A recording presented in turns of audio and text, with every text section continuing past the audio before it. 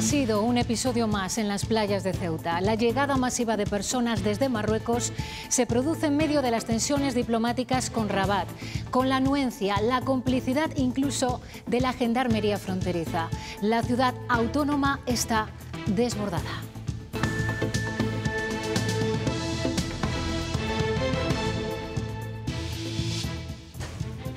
No han dejado de llegar a nado, incluso de noche, hasta 6.000 inmigrantes en un día. Familias enteras, mujeres embarazadas, niños, ante la inacción de la gendarmería marroquí. Es el ejército de tierra el que desde esta mañana les espera en la playa para devolverles a Marruecos. La avalancha migratoria se produce en un momento de tensión diplomática con Rabat. Sánchez viaja a Ceuta esta tarde. Que vamos a restablecer el orden en su ciudad y nuestras fronteras con la máxima celeridad. Seremos firmes para garantizar su seguridad ante cualquier desafío, ante cualquier eventualidad y bajo cualquier circunstancia. El drama es doble porque quienes consiguen entrar en España no están a salvo de acabar en manos de redes que les explotan laboralmente. 6 operaciones llevó a cabo la policía de Valladolid en 2020. Si pensamos que en pleno siglo XXI la esclavitud ha sido derogada o ya no existe, es que no estamos viendo la realidad. Hay que pasearse por las ciudades, hay que pasearse por los campos de España, hay que pasearse también a veces por los locales de alterne o los pisos de citas. Hola, ¿cómo están? Sin perder de vista Ceuta, hay otro titular hoy. La Universidad Carlos III aboga por suministrar una segunda dosis de Pfizer a los menores de 60 años que recibieron la primera de AstraZeneca. David Aragonés. Sí, así es. Los resultados preliminares del ensayo clínico Convivax concluyen que una dosis de la vacuna de Pfizer produce una respuesta inmune fuerte con efectos secundarios leves en aquellos que se vacunaron con la primera de AstraZeneca. Por tanto, esta vía sería segura y eficaz. Con los resultados de este estudio en la mano, esta tarde la Comisión de Salud Pública tomará una decisión. La situación en India sigue siendo angustiosa. Allí ha fallecido por coronavirus el salmantino Pablo Noreña, secretario de la Embajada Española. Su hermano nos relata su periplo buscando asistencia sanitaria. A la hora de ingresarlo a él, pues no había centros hospitalarios y lo que le proporcionaron fue un centro en el que no había ni médico siquiera, a 2 horas de Delhi.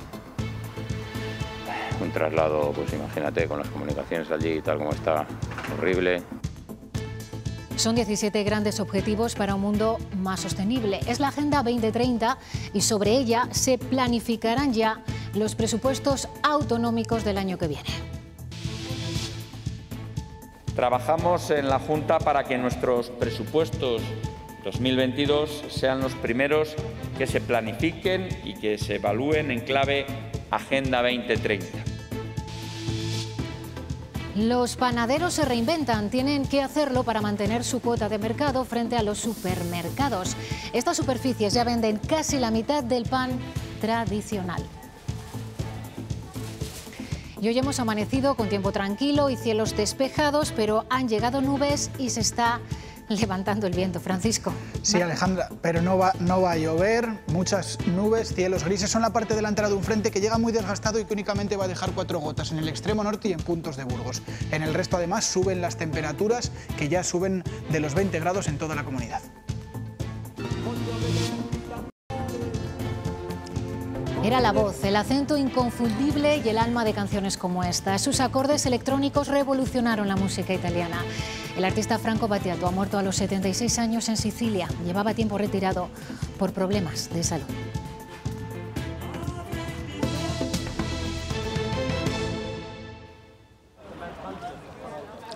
Son las calles de Ceuta por donde llevan vagando desde la noche del domingo inmigrantes que han logrado entrar desde Marruecos. Es la peor crisis migratoria que se recuerda en la ciudad autónoma.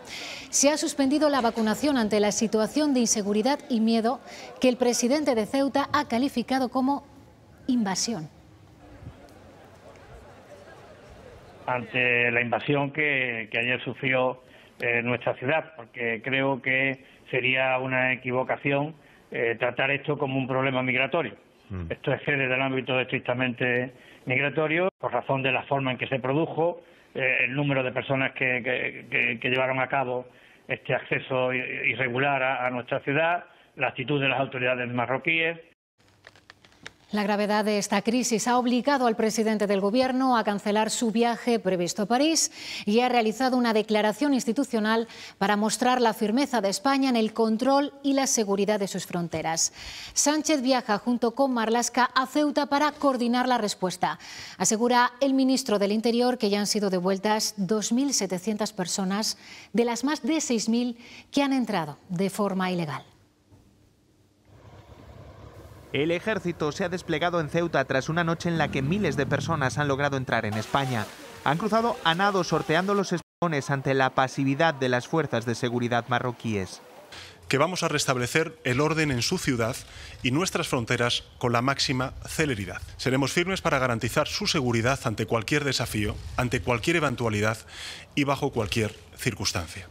Se calcula que han entrado más de 6.000 inmigrantes, de los que muchos de ellos serían menores. El ministro de Interior confirma que se está devolviendo a todas esas personas de forma inmediata. Se ha comenzado por las que no había duda de su mayoría de edad. Se ha procedido ya a la devolución de 2.700 personas. En Melilla también se intensificaba la presión migratoria. Han logrado cruzar la valla unas 80 personas, aunque aquí los agentes marroquíes sí que colaboraban con los españoles.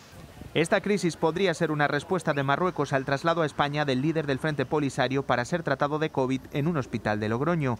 Una decisión que habría enfrentado a los ministerios de Exteriores y de Interior. Aún así, Grande Marlaska considera que hacer este análisis sería una imprudencia. Demasiado, voy a decir, imprudentes en conclusiones que son muy complejas. Aunque Sánchez llama al gobierno marroquí a la cooperación y a mantener los lazos de amistad. Es un país amigo de España y así debe seguir siéndolo. Subraya el Gobierno que cuentan con total respaldo de la Unión Europea y que el diálogo con Marruecos es constante para atajar lo antes posible esta crisis. El líder del PP se ha quejado esta mañana de la ausencia de información por parte del Gobierno con la oposición. Pablo Casado ha ofrecido colaboración y pide más medios. Desde Bruselas se recuerda a Marruecos que Ceuta es frontera europea. Las fronteras españolas son fronteras europeas. La Unión Europea quiere construir su relación con Marruecos desde la confianza y los compromisos compartidos. Llevamos, como decía, 20 días avisando que esto podía pasar. Hemos sido leales al interés general, también del Gobierno, en nuestros contactos con nuestros homólogos de otros partidos en Marruecos, con la embajada y también en nuestra acción de oposición parlamentaria. No se nos ha dado información de lo que estaba pasando.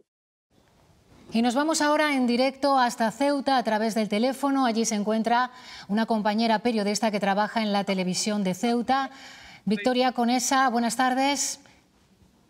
Buenas tardes. Nos encontramos en uno de los puntos calientes en todos los acontecimientos que están pasando desde hace 24 horas, la playa del Tarajal, donde ayer empezaron a llegar migrantes a nado, también en la otra zona de la frontera, en Benzú, Beliones.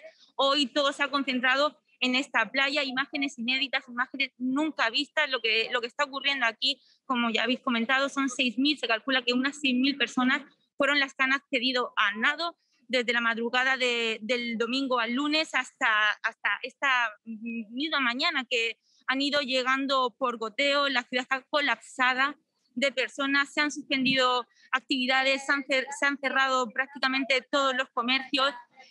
A primera hora de esta mañana se desplegaban las fuerzas, el ejército, para poder retener a todos los que llegaban en un dispositivo coordinado con el Ministerio del Interior como apoyo a los cuerpos y fuerzas de seguridad del Estado.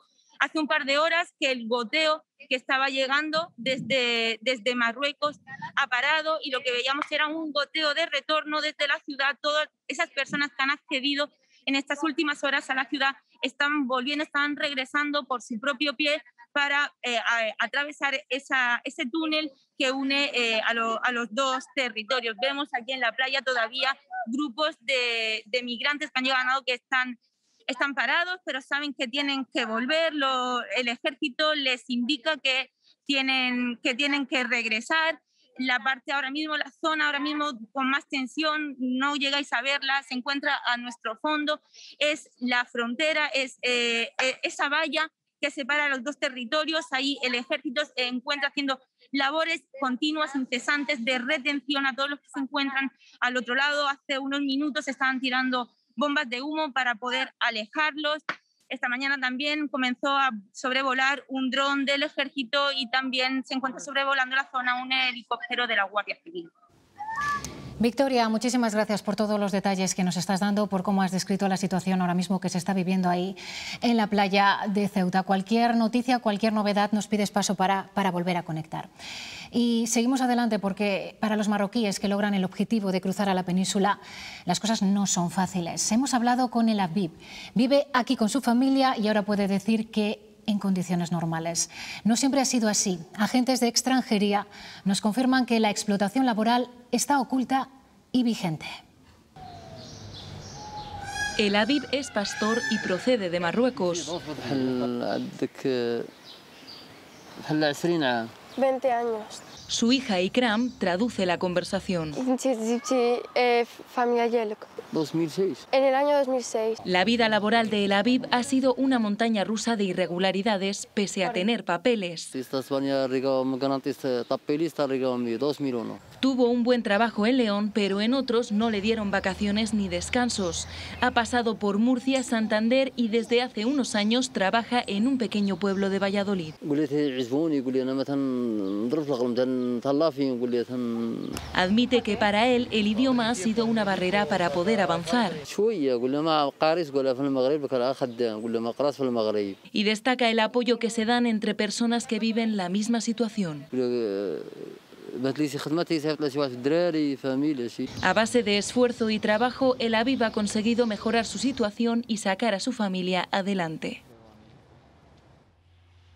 La explotación de trabajadores es una práctica frecuente en zonas agrícolas y ganaderas. Si pensamos que en pleno siglo XXI la esclavitud ha sido derogada o ya no existe, es que no estamos viendo la realidad. En lo que llevamos de años, solo en Valladolid se han destapado 2 casos. Han sido alojadas en sitios infrahumanos, en condiciones donde prácticamente ni los animales podrían estar. En este dispositivo identificaron a 3 inmigrantes en condiciones de semiesclavitud. Muchas veces ellos mismos no se consideran víctimas porque consideran que es natural trabajar en esas condiciones. Y no solo eso. Ese síndrome de Estocolmo que tienen que estar agradecidos a la persona que les ha traído y a la persona que les está alimentando prácticamente todos los días. A veces este tipo de casos están más cerca de lo que pensamos. Esto ocurre tanto en estas explotaciones agrícolas, ganaderas o incluso en mitad de la ciudad. Lo más difícil es desmantelar una red de trata. Hay que ver las condiciones en las que trabajan.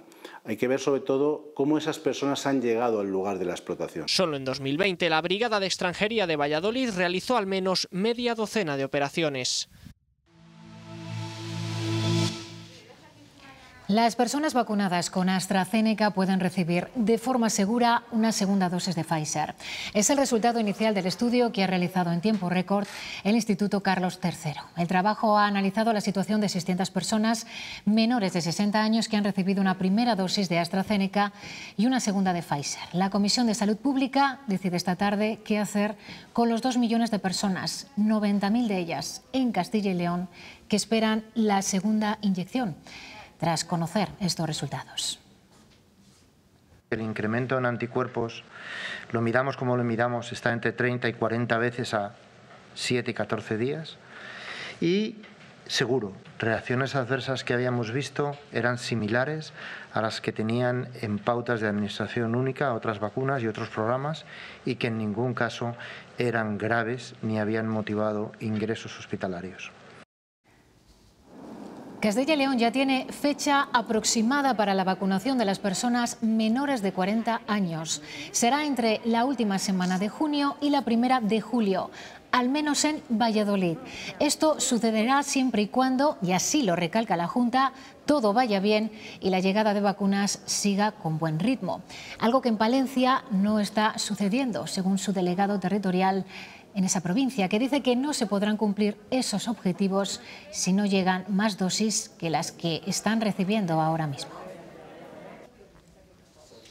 Los familiares de Pablo Noreña, secretario de la Embajada de España en India, fallecido por COVID, viven desde Salamanca el dolor por la pérdida tras unos días muy duros, siguiendo su evolución en la distancia. Desde aquí lucharon por conseguir un medicamento que podría ayudar a su recuperación y que no impidió finalmente el fatal desenlace. Pablo Noreña trabajaba como secretario de Agricultura en la Embajada Española en India, donde residía desde hace 13 años. En este escenario dramático que vive el país, el coronavirus afectó primero a su esposa y a la madre de esta, y después él se contagió de la enfermedad que le atacó de modo más virulento. Allí nada es fácil, ni siquiera ingresar en un hospital con garantías, algo que logró cuando ya habían empeorado los síntomas. Lo que le proporcionaron fue un centro en el que no había ni médicos siquiera, a 2 horas de Delhi.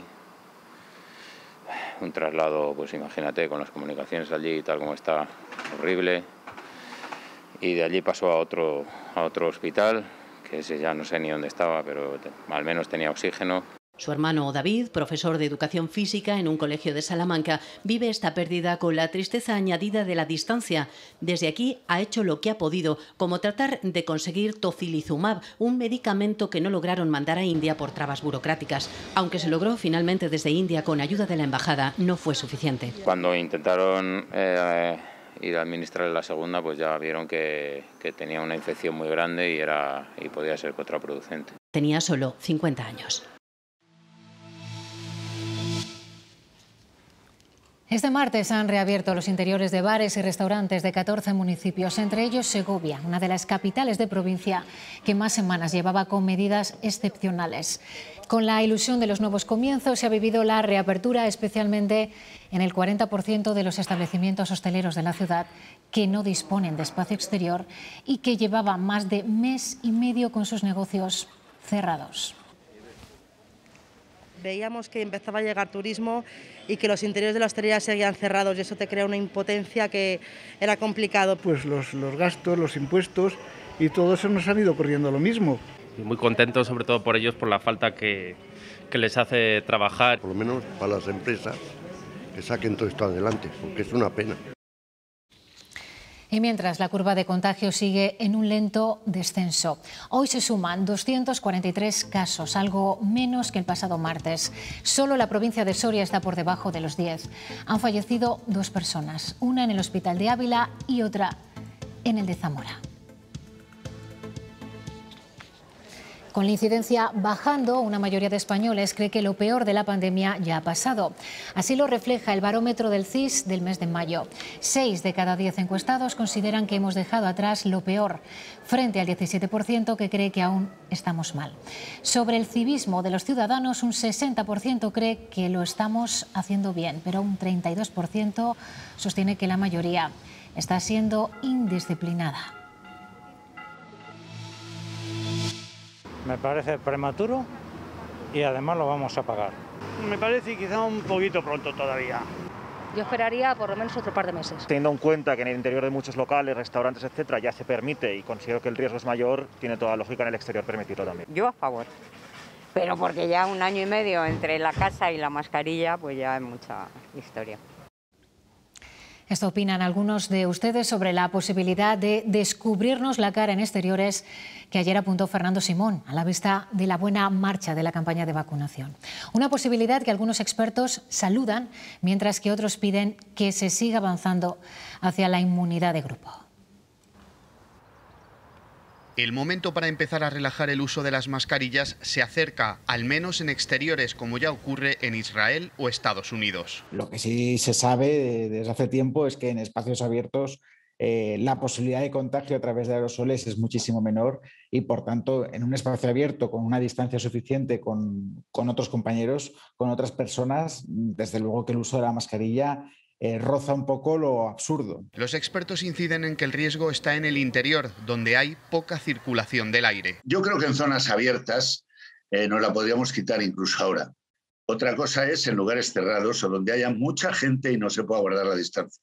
Yo siempre he dicho que la mascarilla en el monte o en el campo es innecesaria, es ridícula y distrae a la gente de lo esencial, que es llevarla donde la tiene que llevar, en un bar. Estos expertos sugieren que incluso en lugares cerrados entre personas vacunadas tampoco tendría sentido. Sin embargo, hay otros virólogos que son más cautos y prefieren esperar a llegar al 70% de la población vacunada. Hasta que no tengamos datos de cómo las vacunas impiden la transmisión, que probablemente debemos ser optimistas con eso, pero hasta que no tengamos esos datos es un poco imprudente relajar las medidas. Los expertos más conservadores prefieren esperar también a conocer el efecto de las nuevas variantes.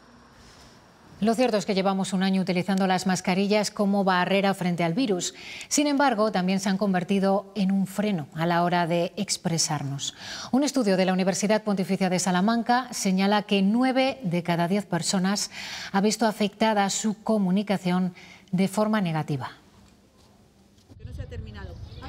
¿Cuántas veces en el último año hemos pedido que nos repitan algo porque no lo entendemos? Esto supone un filtro de los sonidos, ¿no?, que nos llegan a nosotros, ¿no?, a los oyentes. Puede haber más problemas de comprensión del mensaje y además perdemos también una señal visual como es la lectura labial. Sin el apoyo de la lectura de labios, esta alumna de logopedia que padece sordera se sentía perdida. Al principio de la pandemia, con el uso de las mascarillas, lo pasé un poco mal porque no entendía muy bien la mayoría de las personas. Y esto dio pie a realizar un estudio sobre los problemas derivados del uso de las mascarillas. Hay más personas que creen que oyen peor y han aumentado las consultas por pérdida auditiva. Lo que más nos sorprendió no es que los mayores de 60 sí que notaran esa pérdida, sino que más o menos un 30% de los jóvenes, de los menores de 30 años, sí que habían notado esa sensación de pérdida auditiva. Sin nuestros gestos ocultos por la mascarilla, la mayoría reconoce que fuerza al hablar para hacerse entender. Tienden a elevar la voz y a pronunciar más exageradamente los rasgos fonológicos de las palabras. Y esto deriva a más pacientes con problemas de voz al servicio de logopedia.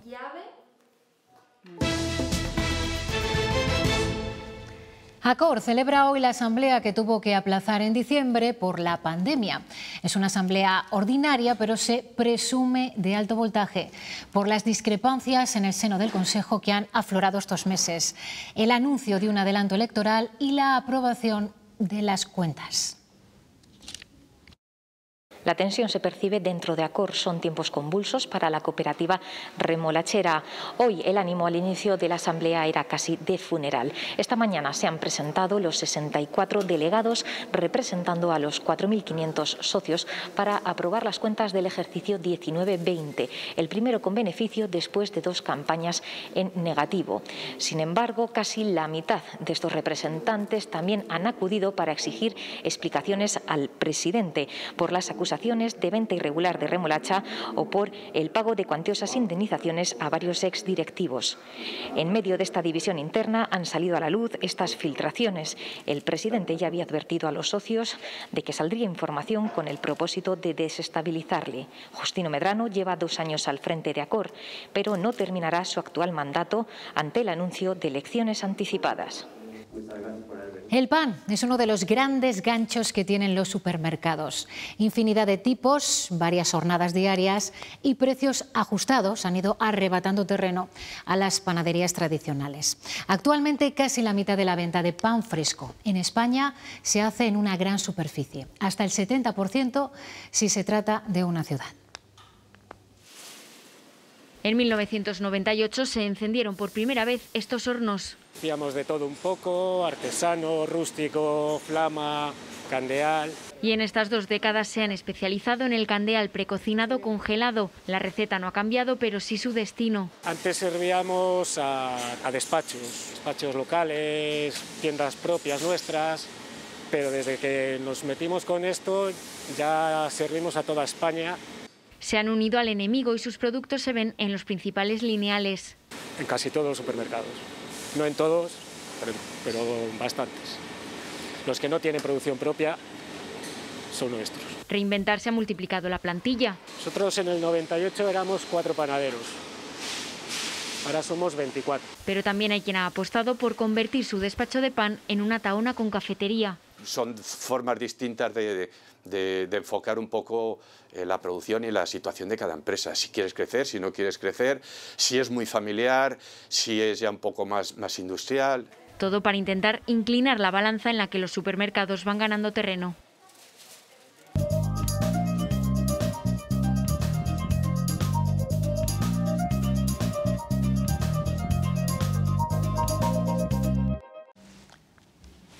Ahora mismo debemos como país la riqueza que somos capaces de generar en un año y un cuarto. Eso es lo que significa este dato de la deuda pública de España, ese 125% del Producto Interior Bruto. Es el mayor porcentaje de endeudamiento del país desde 1902.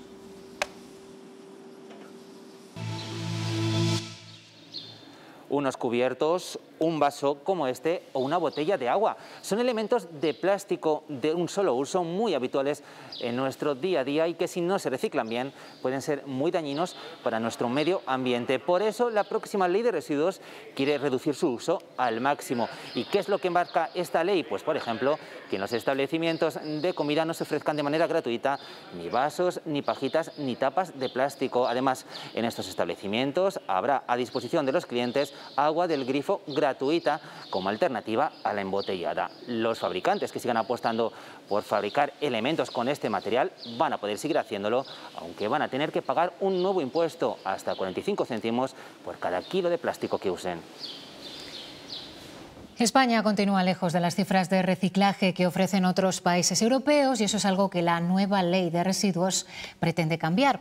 Hoy el Consejo de Ministros ha dado luz verde al proyecto de ley en el que, entre otras cosas, se lucha contra la proliferación de elementos de plástico. David Aragonés, y se hace con nuevos impuestos. Sí, este proyecto incorpora nuevos impuestos verdes como esa tasa de 45 céntimos por kilogramo de envases plásticos no reutilizables y armoniza otro que ya existe en algunas comunidades autónomas, el de depósito de residuos en vertederos. El texto pretende fomentar la reutilización de productos, otras medidas para incentivar la economía circular y la lucha contra la obsolescencia programada. Este proyecto afectará a la vida cotidiana, se prohibirá la venta de artículos de plástico de un solo uso y los comerciantes cobrarán por vasos y envases de plástico de comida rápida a partir del año 2023. Un paso, dice la ministra portavoz, para cuidar el medio ambiente, pero también la salud. Vamos a dar respuesta a uno de los mayores desafíos del medio ambiente para, sobre todo, contribuir a la sostenibilidad y a la salud humana. Si se celebrasen ahora mismo elecciones generales, el Partido Socialista sería el partido más votado, pero seguido muy de cerca por el Partido Popular. La última encuesta del CIS en intención de voto reduce la distancia entre PSOE y PP a 4,5 puntos, tras la victoria de Ayuso, cuando hace un mes rozaba esa distancia los 11 puntos. Ciudadanos se desploma hasta el 5,3%, antes se situaba en el 9,5%. Y Más País, el partido que dirige Íñigo Errejón, duplica sus resultados anteriores.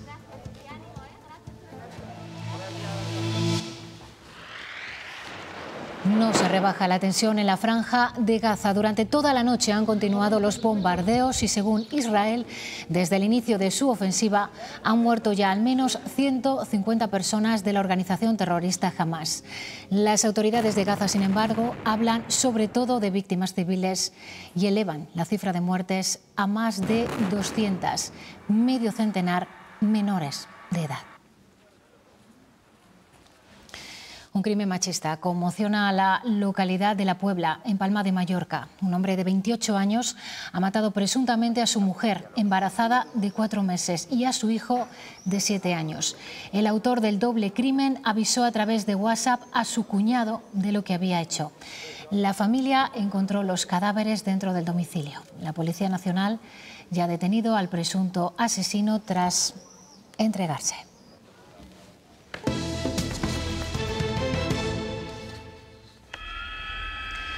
Dos montañeros han tenido que ser rescatados, así como ven, tras quedar enriscados en la cara norte del Pico Espigüete, en la montaña palentina. Llamaron alertando de su situación tras la pérdida de material que les impedía avanzar. Fueron evacuados en helicóptero y se encontraban en buen estado de salud.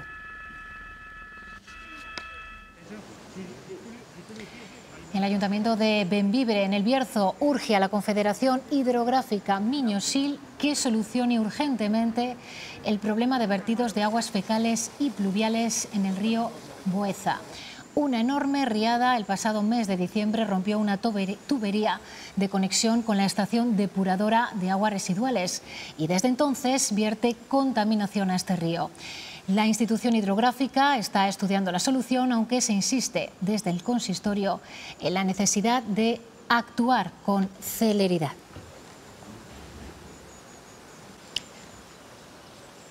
Objetivo 2030. Castilla y León se pone las pilas para conseguir un futuro más sostenible en el que las personas y el planeta sean el epicentro de la administración. La Junta ha presentado en Burgos las 189 iniciativas agrupadas en 4 grandes ejes que aprobará el Consejo de Gobierno de este jueves y marcarán sus políticas hasta 2030. Las bases se sustentarán en el liderazgo, planificación, formación y sensibilización social. Sin perder de vista el reto demográfico, los niños se sitúan en primera línea de cara a cumplir los objetivos de desarrollo sostenible. El futuro de Castilla y León es y tiene que seguir siendo sostenible, verde, igualitario, moderno, con servicios públicos de calidad y con población en todo el territorio. Lo que desde Castilla y León entendemos como buena gobernanza no es más que el modo de gobernar que tiene como propósito la consecución de un desarrollo económico, social, medioambiental e institucional sostenible, en el cual participamos la Administración y los administrados. Primera reunión de la Comisión de Investigación de la Trama Eólica en las Cortes, con la socialista Ana Sánchez como presidenta. Pero los cambios anunciados en la lista de comparecientes no se han expuesto. Se aprueba el mismo calendario que ya estaba en marcha y se modifica de 2 a 3 comparecientes por día para agilizar la comisión y concluir antes del verano. Nuestra obsesión es agilizar una comisión de investigación que el Partido Popular ha querido demorar desde el primer día con resoluciones del Tribunal Constitucional incluidas para que la pusieran en marcha. Nada va a cambiar, salvo que ahora la preside la señora Sánchez y antes la presidirá el señor Delgado Palacios. La lista de comparecientes es la misma lista que teníamos anteriormente, no se ha modificado ninguno de los nombres. No respondía al canon de la música italiana más popular y, sin embargo, en los 80 nos hizo aprender un par de estribillos en su idioma.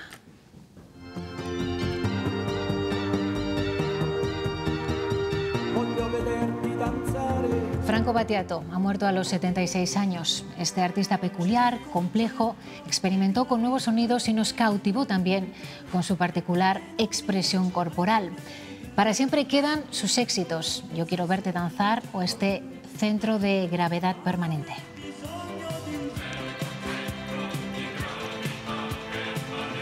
Con su música nos vamos esta noche. Después de Cuestión de Prioridades, no se pierdan Parques Naturales, que va a recorrer los arribes del Duero desde la localidad salmantina de Sobradillo. Ahora llegan los deportes. Nos vemos mañana. Adiós.